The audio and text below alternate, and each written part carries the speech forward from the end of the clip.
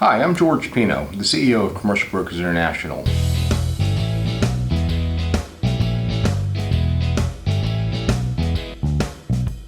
The reason I wanted to do this video is I was actually at a dinner party this weekend, and a couple of the people had brought up, or one person specifically had brought up that in this day and age, with all the information that's available to people on the internet through research, why do they need to use a commercial real estate agent to help them either find a space to lease or purchase? And there's numerous reasons, actually, and I wanted to kind of address that misconception within the industry, in that a lot of people think that the agents and or brokers, the only job they do is find a property, and realistically that's the smallest part of their job.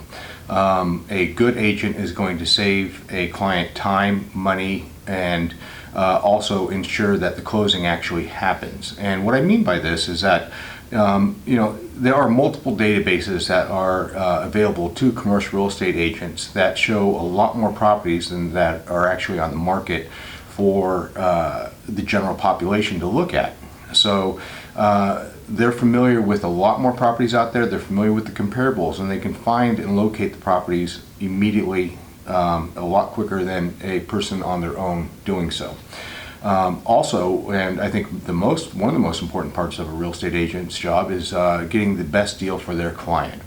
And by having that knowledge of what deal transactions are going and happening, what's actually fair and on market, what makes the price difference between a building on this corner versus a building a block or two down the street, the types of asset classes and A, B, or C, and how that can affect on prices.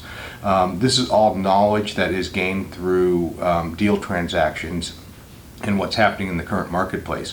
They can also bring knowledge to the client as far as, especially on leases, sometimes landlords have bad reputations, not maintaining the building, or they are hard to negotiate or deal with or work with, and those are things that I think are invaluable to any kind of tenant that's looking for a new space.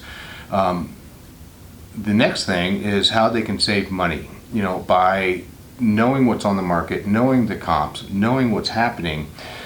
They can then get you the best deal and negotiate on your behalf. There's a lot of things that happen, especially on the lease side, that is saves clients money, not just on the face rate or the monthly rental rate, but how you can negotiate things such as a Prop 13 protection for tax increases, pass-throughs. Also negotiate free rent or rent abatements, as well as concessions to the property that are given, tenant improvement allowances. There are so many things that they can do and get creative in doing so to get you the best deal that's possible. Lastly, I think what's really important for clients is having at their disposal the agent's book of contacts. You want to make sure that you hire the right attorneys to help you. Attorneys that are familiar with either this type of lease or this type of purchase, ones that we say deal makers versus deal breakers, meaning some attorneys may negotiate or try and renegotiate quite a few things that a broker can come in and say, I've dealt with this landlord will not actually negotiate on these items. Here's what you need to know and what you should move forward with if you're feeling comfortable with that. A attorney that's not familiar with that landlord or with that type of seller may end up costing you thousands of dollars in legal fees trying to negotiate something that you're never going to get. Also important is on sale transactions, who the title, the surveyors, the environmental remediation or environmental companies to do phase 1 and phase 2 surveys.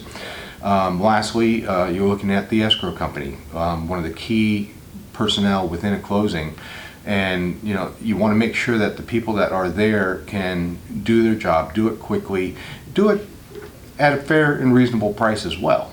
So an agent can bring all that to the table. So that typically ensures a closing is going to happen without last minute hiccups. Real estate agent can also step in. The way I like to look at it is when I do training for real estate agents, new agents, I tell them that think of themselves as the hub of a wheel. They're the hub, every single one of these secondary parties that are supporting that is a spoke. So you have the title company, the escrow company, the attorney, the surveyor, the building inspectors, the environmental phase one company. Those are all spokes to the wheel. And realistically, they should be communicating directly to the agent for any issues that come up. And that agent can then address them. And as a centralized location, they know what needs to happen, when it needs to happen, and how they can help that occur. So by doing so, it really does maximize the chances of a property actually closing escrow. This is true for both a buyer and or a seller. Lastly, as a buyer or tenant rep, the best thing about this is it typically doesn't cost you any money. By having a agent that you're really focused on, that you are dedicated with as far as exclusive representation, they're going to give you the best service possible, and the best part of this is the landlord or the seller ends up paying for that.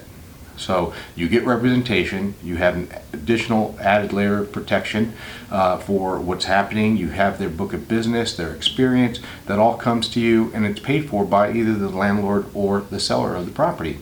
So you have nothing to lose by hiring an agent and going with them on an exclusive representation. So if you have any questions, please feel free to reach out to myself or any of my team members, and I look forward to hearing from you and working with you in the future.